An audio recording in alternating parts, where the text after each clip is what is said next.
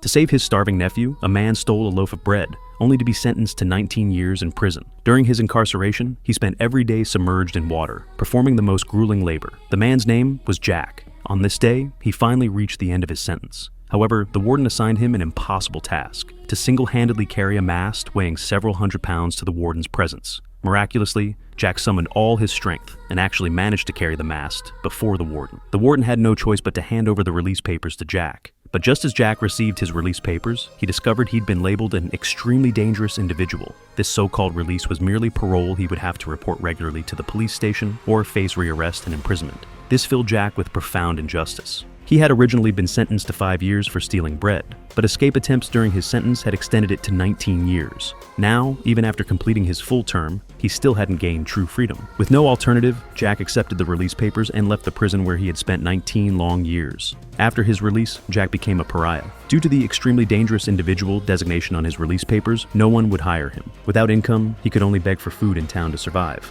But instead of finding food, he was driven away by the townspeople. Even children rejected him. As night fell and snow began to drift down, Jack was both cold and hungry. He found a stable where he hoped to spend the night, but the owner chased him away, fearing Jack would dirty the place. Left with no choice, Jack found a random spot to rest. Just as he closed his eyes, a priest suddenly appeared before him, inviting him to take shelter from the snow in the church. At the church, the priest prepared food and a bed for Jack. But Jack, having endured the world's cruelty, couldn't believe the priest would help him so selflessly. So when night fell, he quietly stole the church's valuables and fled. He was soon caught and brought back by the police. The officers presented the stolen goods to the priest, asking him to confirm Jack's crime. But the priest claimed they were all gifts he had given to Jack. He then picked up the most expensive candlesticks from the table, reminding Jack that he had forgotten to take the most valuable items. Seeing this, the police had no choice but to release Jack. The priest then quietly counseled Jack to use the silver well and become a kind and upright person. This profound act of grace deeply shook Jack's soul. He couldn't believe that such compassionate people still existed in this world.